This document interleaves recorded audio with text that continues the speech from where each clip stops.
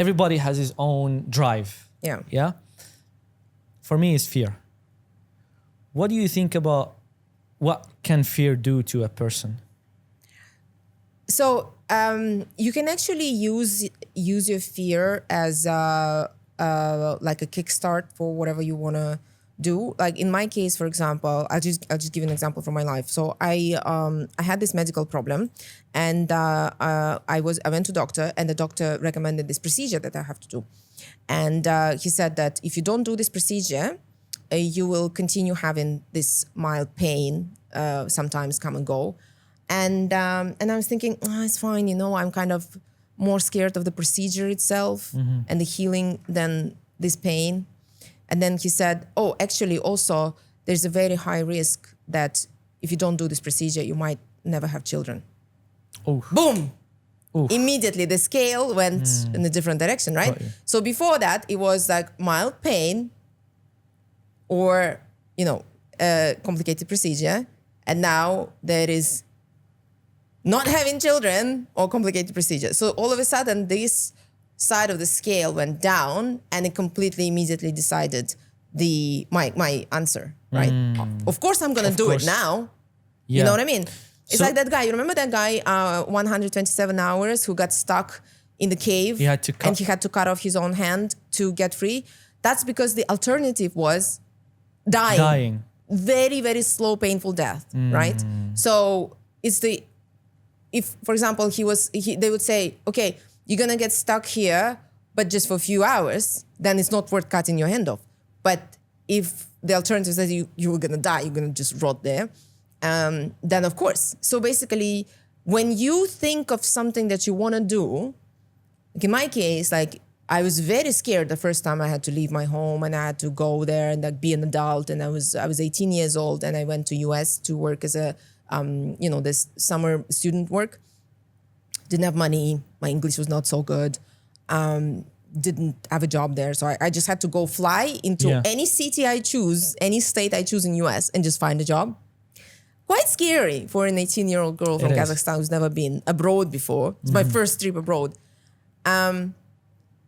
The alternative was to stay where I was forever. So looking at other people who didn't take the risks when they were younger or didn't have the opportunities to take those risks. You were scared to become the people that you've been. So staying was much scarier than going. To the unknown. Yes. So now you're like, okay, I will go, and because then I will have different scenarios of my future, because my English will be better. Yeah. I will learn different things. Yeah, you'll have more options as well. I'll have more options. Yeah. On the other side, it was like, otherwise you stay here and nothing's gonna change. So this that is again the scale, right? So you think about. So that's why I always tell my clients when they tell me, like when I ask them what's stopping you from actually starting your business and actually going for it and actually fulfilling your dreams, very often it's the fear of failure. They say, I'm scared that if I fail, people are gonna laugh at me.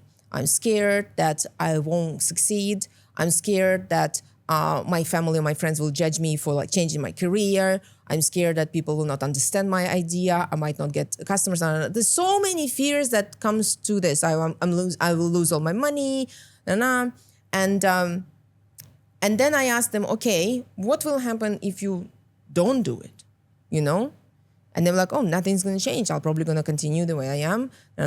Okay, imagine yourself 20, 30, 40 years from now. Where are you going to go? Where are you going to be if you don't do this? If you continue the way you are?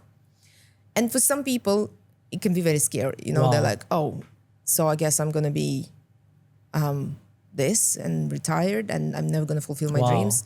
So then it's like, it's much scarier than actually going for it. And the failure suddenly becomes not so scary than this end of life that they projecting for themselves if they don't go for it. So it's very important to explore this, explore the things that you're scared of when you are actually starting a business. Another thing is that very important question to ask yourself when you have an idea. Let's say you have a business idea. Let's say you got the business plan, you got the means, you got the equipment, you got everything for it. And what is the final thing to do is to ask yourself and to ask your team, why is my business going to fail? Why is it going to fail? Why is it not going to work? Why is this idea not going to work? Then you brainstorm all the things, that factors that are threats to your business. That, for example, the competition is too high. This is not going to work. No. Then the product development is not good. Maybe the quality is not good. Maybe the feedback is not. So all of these things. So when you ask yourself, what are the things that can be threatening, scary things that will happen to your business, you can be prepared for that. You can start preparing for that. As I always say, when you are anxious about something, about making a decision, always ask yourself, what is the worst that can happen? What is the worst thing? If the answer is not that you're going to get shot or go to prison, then it's really not a big deal. You know what I mean? Yeah. What's the worst that can happen if I do this, if you do this? The worst that can happen in most cases is that they're going to reject you. Like, for example, let's say a lot of people, when they're very scared when they start their own business, they're very scared to start pitching, They have to do sales calls and they have to go and approach different, and then they're like, oh, so anxious, they're worried that maybe it's not perfect or people are not going to listen to them. They're going to laugh at the idea or whatever. What's the worst that can happen? They're going to say no? They're not going to return your call? What are you going to do? Call the next person. You cannot stop yourself from going for what you want just because you're scared of people's reaction. That is the stupidest thing you can do, So always ask yourself, what is the worst that can happen? Like one of my clients actually, he told me that in his team and the salespeople sometimes, especially when they have like a really bad call, let's say like they had like few failed sales calls, then they are quite anxious about making that next call, So they have this bad experience already. They're stressed. They think like, I don't want to call this guy. What if he's going to yell at me or he's going to... So be it. You're never going to know unless you try. What's the worst that can happen? If the answer is not, you're not going to die, no one's going to die. There's other billion people will say maybe. Exactly. It's not a big deal. So yeah. What is it the number one, I would say, mindset, belief that you're trying to change to your clients in terms of them starting their new business? Okay, 100%. This is a great question. So when I start working with my clients, the first thing that we do, the first exercise that we do is identifying the dream life, right? Okay. So for example, let's say you're here now and I'm going to ask you, let's say 10 years from now, what is your ideal day? What is your ideal week? Working week, yeah? What time do you wake up? What are you wearing? What car are you driving? Who is there next to you? Are you working in the office? Are you working from home? Are you traveling? Like all of these things. What is your ideal life, Up to the, what is the color of your clothes, Like all of this. Wow, okay. What do you eat for breakfast? What do you eat for lunch? Are you making your own breakfast? Is it someone who's making your breakfast, Are you having lunch with your friends? Are you having lunch at work? Like all of this. And then we answer all these questions. So once we answer all these questions, we have this ideal picture of an ideal life that the person thinks that this is what I want. This is what I want for myself. Now, let's work backwards. To do that, what kind of job are you supposed to be doing? What kind of money you're supposed to be making? Very interesting. What kind of house you're living? Which country you're living in? Are you living in an apartment or a villa? Is there a family with you? All of these things. So then you work backwards as to like, now you can build an action plan to get to your ideal life. So very often people that have an idea, the business idea, or whatever the idea that they are pursuing, does not correspond with the ideal life that they realize for themselves. Wow. So that's when they realize that actually, why do I want to pursue this business idea if that's not how I want to live 20 years from now? That's actually insane. It is insane. So I actually had this conversation with the person who had a consultation with me. So she had this business idea, which was a great idea, something over like a detox retreat kind of. So then we started figuring out all the skills and all the things that she has to do in order to run this business. And she realized, actually, I don't like doing this and this and this. So she has this idea, but there's a lot of things that she doesn't like doing. That's when she was like, actually, I think I need to rethink this idea because that doesn't correspond with my ideal life, you know? Life. So that's why it's so important to start from identifying your dream life. Wow. It's like, again, it's like, I always say it's like so easy. It's the analogy is the cake. You imagine your favorite cake. Like, what's your favorite cake? Cheesecake? Cheesecake. Okay. Let's say you have a favorite cheesecake. The moment I ask you about it and you say cheesecake, you think about a certain cheesecake, a certain place where you ate it, 100%, yeah. a certain taste, what it looks like, how it's been Certain served, period of time. all of this. Because the reason why you love it is not the taste of it or the nutritional value of it, it's the entire scene where you had it, who you were with, how old you were, what did it smell like in that room, what was surrounding you, what was the mood that you were in that day. And all of that made that cake your favorite cake.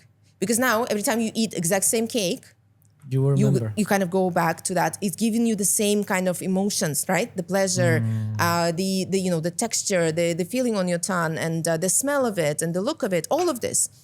So if you had the same cake in a very stressful situation, it's not going to be your favorite cake. 100%. Trust me. So now, let's say we've identified cheesecake is your favorite cake. Yeah, okay, good. Yeah. So now I'm going to tell you, there is no more cheesecake in this world. Okay. Okay. You have to make your own cheesecake. What are you going to do? Try to make it. Okay. So you open the fridge. Yeah. You see what you have, right? Yeah. Yeah. So first what you need to do is Find the ingredients. find the recipe. The recipe, Yeah. how to make it. So, okay, you Google the recipe. Let's say, okay, this seems right. So the recipe is you need to have cream cheese, you need to have cream, you need to have graham crackers, you need to have butter, you need to have this certain form, baking form, you need to have the oven, if it's a Yeah. baked cheesecake, right? Yeah. You need to have certain spoons and palette knife and all of this, Yeah. mixer. So there's a list of ingredients, there's a list of equipment. Now, there is a step-by-step instructions, how to make it, right? So you have the cake, you have the picture of the cake, you have the recipe, you have the list of ingredients and list of equipment.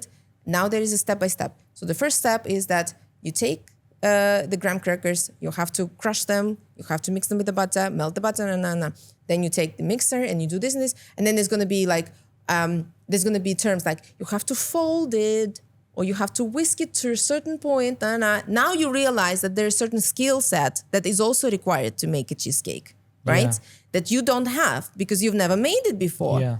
So before you can make that perfect You one, need to learn it. you have to learn those skills. So now you make a list of skills that you have to learn. Now you go and Google how to do that. You watch a YouTube video, Then there's certain equipment that you don't have. Let's say, for example, you don't have that shape, the cake form that you can open and the cake will come out very nicely. So you have to find that. You have to go and buy it. Okay, I don't have money to buy it. What do? Make money. Now you figure out the next step. So first, now I have to make money to buy the equipment that I want, that I need to make the cheesecake to achieve that ideal result that I want. So you're going backwards, basically. Now, finally, you have all the ingredients, you have all the equipment, you have all the skill set, you can try making it. You make it first time, it's not going to work. Something's going to be off. You figure out what's off, you try again, you do it again. With practice, you perfect it. Eventually, you get to your ideal point, right? That is what a person should do. But what happens? We are using what is available to us without looking for things that we actually need. So people start their life without that ideal picture, without that recipe, without the step-by-step instructions. They just go for life? They just go through it with the things that are available to them.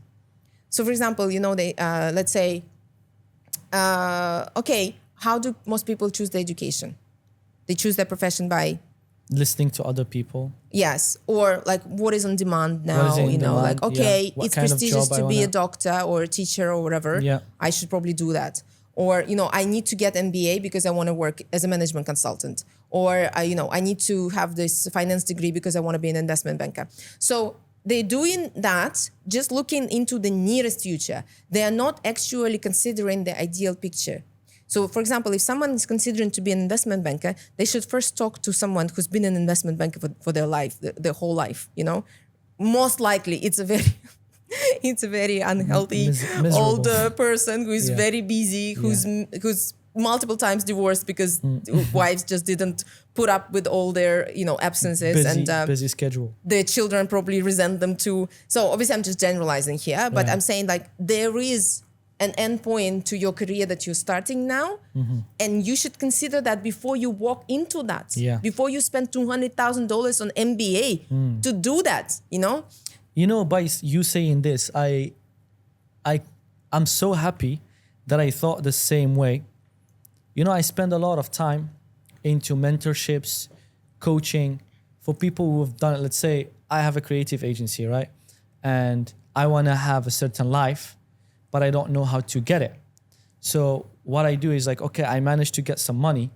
Instead of spending it on my clothes or maybe buying a new car or a new watch, I would use that money to buy me some time with someone who've already achieved that life with the vehicle, which is having an agency like mine. Yeah. So it literally gives me the step-by-step formula, blueprint, name it whatever you want, for me to have a similar life or better life. Yeah. Which I find it very interesting.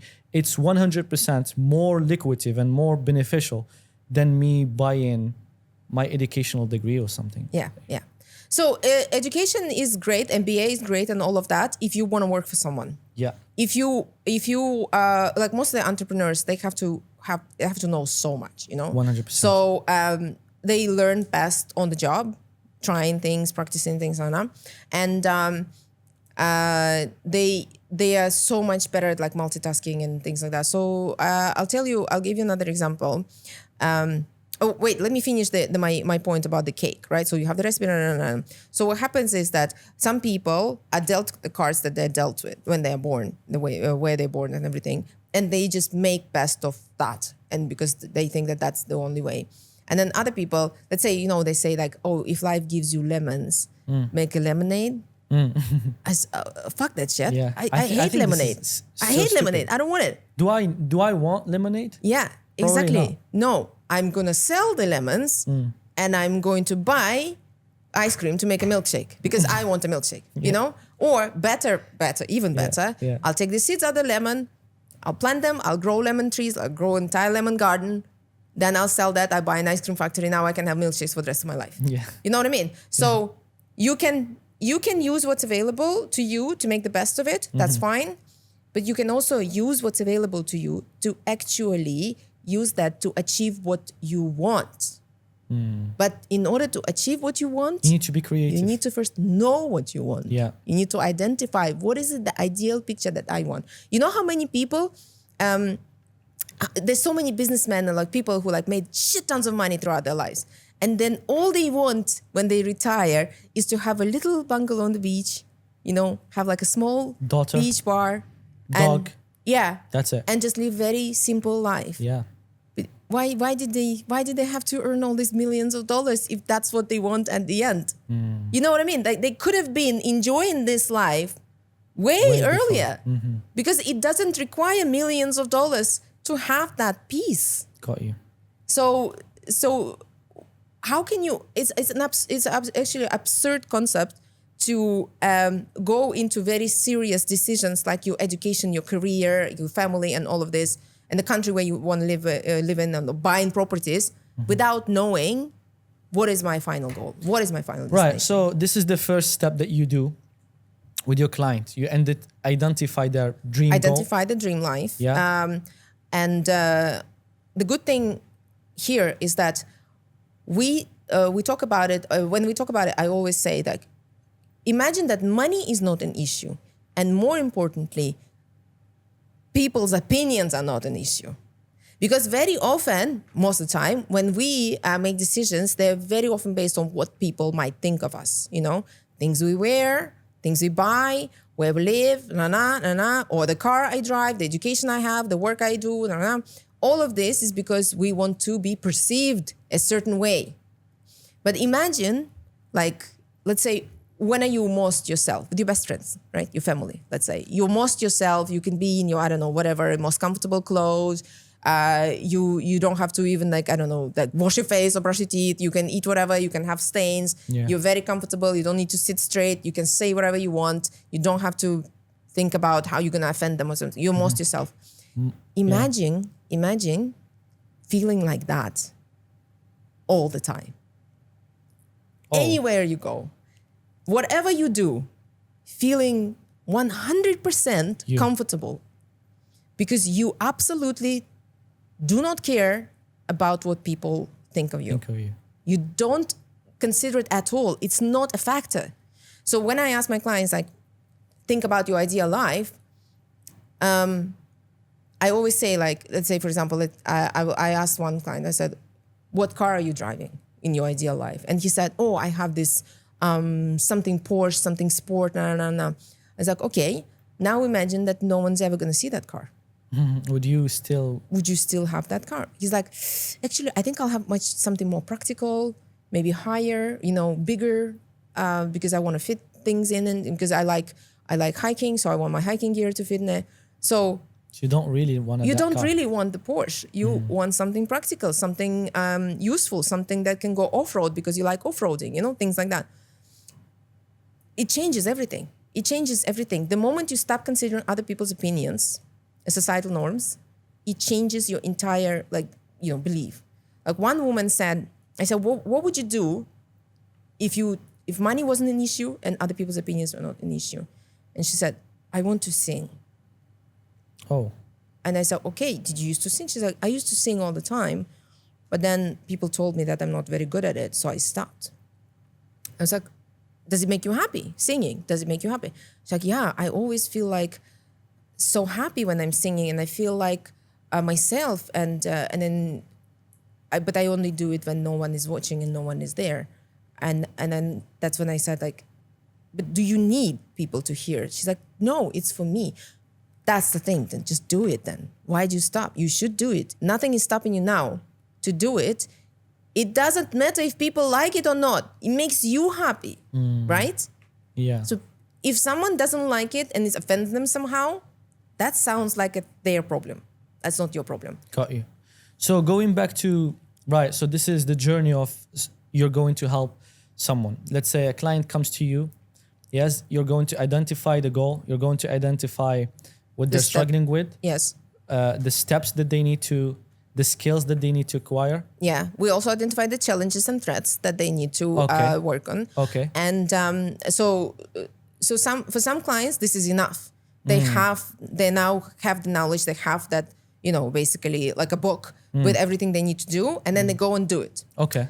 Some clients lack the discipline to do it. They need someone to constantly Accountability partners. Accountability, exactly. Got you. So this is where mentor is also very important because we do weekly checks. We have the list of things because we have a to-do list for the next 10 years, which needs to be broken down into small parts so that the person knows every day what he needs to do today, in order to go towards that goal. And also it's very personalized because you don't just start from scratch. You still have responsibilities. People have jobs and businesses or families, and some people don't have time. Especially women, they have kids, they have school runs, and then she's like, I really want to do it, but I don't think I can find time. So then we work on that, because again, I have all these techniques like the 90 minutes or the one touch rule or the power hour, like all of this Eisenhower's method, where you can still do this plan While having your own life. having your life without sacrificing, So basically it might be a little bit slower. It might take a little bit longer. It might maybe, you might have to prioritize that over, let's say, an exercise or meeting friends or something sometimes. But working with a mentor one-on-one helps you build this plan into your life. Tell me about a successful story of one of your clients that followed your program and been mentored by you and actually achieved what? Tell me a story of that. So there is one of my clients, she came to me not knowing what she wanted to do at all. And she said, I want to kind of work in fashion, but I'm not sure what it is, because I like certain things, but I don't like certain things. And she thought that the fashion styling is what she wanted to do. But then she tried that and she realized that she didn't like working with the clients, you know, that she had to style. And then she would also get quite upset if they didn't like what she was doing. So she said that she thought that she used to think that she wanted to be a fashion stylist, but she tried it and she didn't really like that. But she still wants to work in fashion. So we sat down and we described her ideal work situation. And she said, well, I'd like to have my own office. And it's really kind of creative. There's sort of like artistic mess. There's lots of magazines, lots of pictures, and I have a team of people who work for me, the photographers and the stylists and the writers, and I want to do this and I want to do this and I want to define what's next in fashion, things like that. So I was like, you just described a job of a fashion editor. So basically an editor of a magazine, a fashion magazine or something like that, like in Devil Wears Prada. And she's like, yeah, I think that's what I want to do. I said, okay, let's look into it. So we started looking into job description of fashion editor, what you need to know, what skills you need to have, what sort of education you might need to have, and what sort of experience. So when she realized that we basically looked at the profiles, LinkedIn profiles of current fashion editors of different magazines, and looking back in their career, they've been doing it for like 20 years to get to that level. And she said, I don't want to do that for 20 years to get there. I want to get there faster. Okay, we have a solution. You have to start your own magazine. So this is what she's doing. So she immediately enrolled in fashion journalistic school. She's already writing the articles that she finds interesting. We found the niche that she should be in, that she will enjoy more. Rather than writing about big designers that everybody is talking about, she will write about niche designers from different countries and how their background, their culture is affecting their fashion design, fashion style, and how that is then reinterpreted in the big names. Because if you look into fashion, you look at me like you have no idea what I'm talking about. So if you look into the collections that are presented at fashion weeks, there's so much influence from all over the world. And very often, the designer who influenced that collection is actually not very famous, and no one's talking about that designer. So this is what she's going to do. She's going to give voices to niche designers from different countries, not just the French and the Italian and the American. And she's loving it. She's never worked harder in her life to achieve this goal, and I'm so proud, and gives me so much joy seeing her this way, because before she knew what she wanted to do, she was lazy, she was procrastinating, and these are all symptoms of a person not doing what they want, Now she's working really hard, she wakes up early, she's doing this, and she's studying, she's writing, and she started her own online channel where she's talking about different news in fashion world and biographies of different designers, and she's doing it with so much passion and so much drive. How long it took you to take her from a person who didn't do what she loved, didn't know what she wants, to a person now she's pursuing her life and also achieving and taking a lot of steps? How much time it took you? Like 3 months. 3 months, Yeah. 90 days. Yeah. So in the first 2 hours of our work, she already knew what she wanted to do. Okay. And the same day, she enrolled herself into school, which is the first step for her. So basically, whenever you identify what you want, there are immediate steps that you have to take in the same day. I always say, these are 3 things that you're going to do. Yes, immediately. Because that is the push that you need. Once you start progressing, I'll give you an example. Have you ever got the loyalty cards where they have like 8 stamps that you need to have to get that one free milkshake, whatever? Yeah, I've never, it's there, right? Yeah. So you go to like a shop, they give you a card, and So there was an experiment. This shop was giving out these loyalty cards with 8 stamps that you have to collect. And to some customers, they already stamped the first 2. As in like, oh, the first 2 are on us. And then if you continue the other 6, you will get that free milkshake. And the others, they didn't give anything, just the 8 stamps. So the ones that had the 2 stamps already are the ones that were more likely to return finish it. and to finish it. Wow. Rather than the ones that had to start from scratch. I like these kind of experiments. Yeah.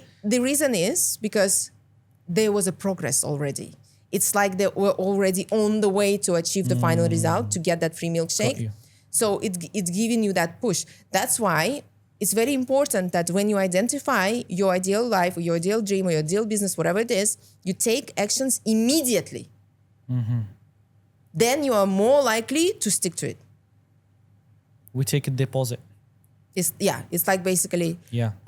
you make that first step, Yeah.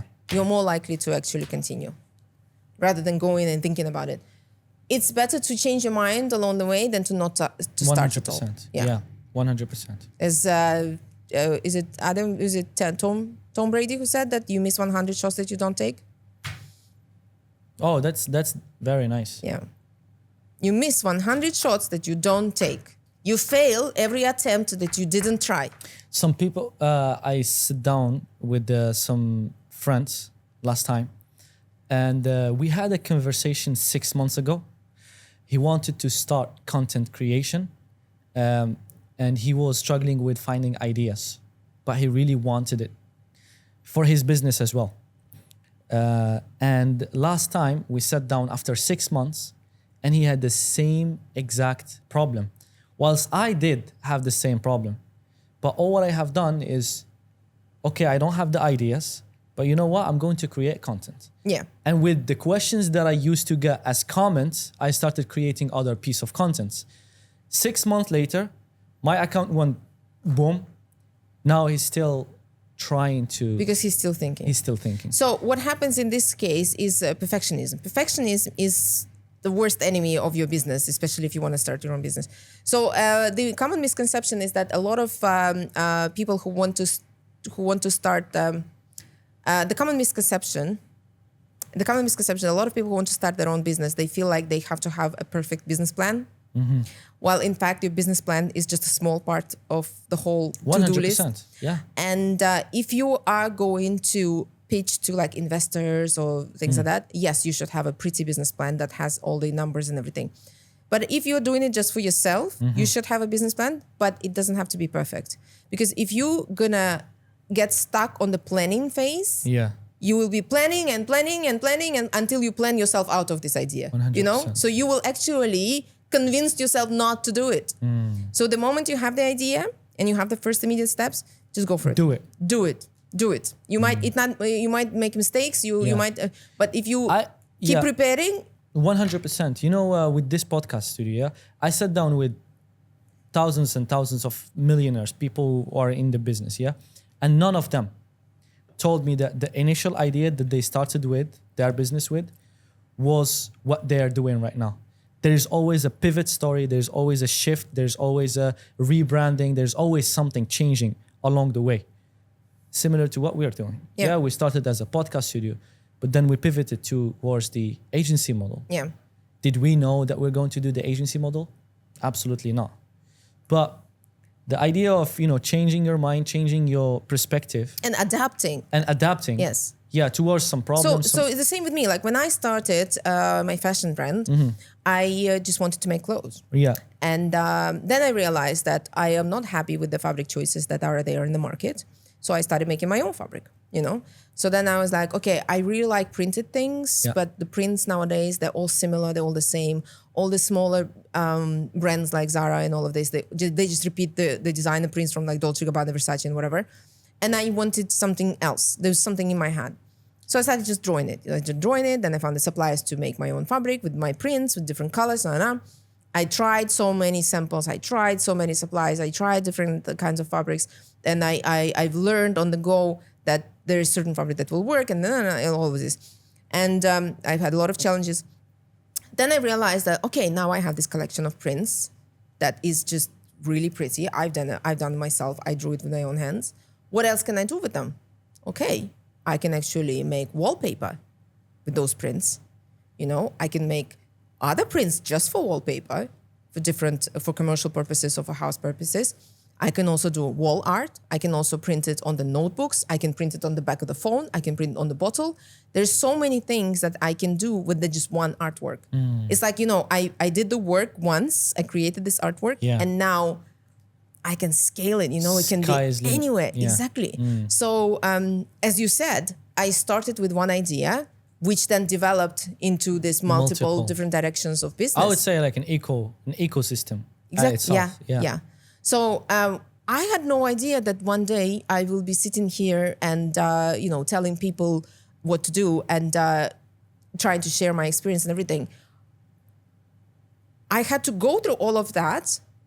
The goal was not to become a mentor, right? Yeah. The goal was to build my business and to build my dream life. So I didn't know that I will come here, and this is one part, very important part of what I do now, because I really enjoy it and I have a lot to share. And I don't believe in you know, hiding information. Yeah, 100%. So- the more you give, you will receive. Yeah, it's like Exactly. it's a universe thing. The more you give, the more Yeah. you will receive. So people, like, for example, people are saying, "Oh, Gennaro, your prints are so unique. You should really trademark them. You know, you should protect your copyrights, whatever." I'm like, you know what? I have so many. I'll get tired of trademarking all of them. First of all, and second, if someone wants to steal my print, if someone wants to use it, Go on. go ahead. It's fine. Yeah. It's good for me. It means someone liked it enough to, 100%, you know. I have so many ideas in my head, and I have so many still, you know, unrealized prints and the pictures and images in my head. Yeah. I will never run out. Yeah. I will never run out of Yeah. them. Some people, the people who have the fear of sharing knowledge are the same people who doesn't have a lot of knowledge. They have limited. Yeah, so they think, oh, all right, so if I'm going to share ABC, that person will have the ABC, which let me with, like, we're going to be equals. Yeah. But in reality, it doesn't work like this. And I guess you have the same mentality. Yeah. The more you share, the more you will learn. Yeah, absolutely. And the thing is that I am one of those like idea generators that's just constantly working. Like anything I see around me, I see opportunities. Sorry? Anything I see around me, I see opportunities. Okay, opportunities. Business ideas, creative ideas, you know? Because what happens, like how do business ideas come to life? There's a problem that needs to be solved. That is a business idea. Well, if you are right now in, like, for example, let's say someone comes to me as a client and say, I want to start my own business. I don't know what it is. I don't have an idea. We can work on that. Let's sit down. Let's talk about your skills. Let's talk about what you like doing. And then we can figure out your idea. And let's talk about the annoyances, the nuisances, the problems, the little distractions that you have in life, the little obstacles that could be solved to make your life easier. So, for example, let's say when I was a mom and I had a newborn, and she used to constantly drop her bottle, and then I have to like wash it, and you know I can't give it straight back if it was on the floor and not, or it's lost completely or it's broken. And I kept thinking, why is there not like a device or something that can attach this bottle to the pram that is, you know, that is not gonna like fall and at the same time is not gonna choke my baby? And so whenever there is a certain obstacle or certain problem, a small issue, a big issue, that means that there is a business opportunity there, always. So let's say with these microphones, you know, I think it's too big and it's shaking every time I shake the table. How can we fix that? There is a business opportunity. You know, you as a podcast studio can actually develop a certain equipment that is better, and then I don't know, sell that. Yeah, one of the issues that we have here a lot, like a big one, especially for the new podcasters, is the fact that, right, they have 10 people in their mind to interview. As soon as those 10 will run out and they finish that first season, they don't have another 10. So one of the apps that we might develop this year is like a podcasting meeting app where you have a lot of guests, you have the access to them, and you can book And them their to us. availability. Exactly. That's Yeah. great. Yeah, I know. Great. Yeah, so there's a lot of ideas as you. Wherever there is a need and a struggle and a problem, all you have to do is create a product that solved that problem and try to sell it to a Yeah. specific ICP, Yes. ideal client Yes. profile.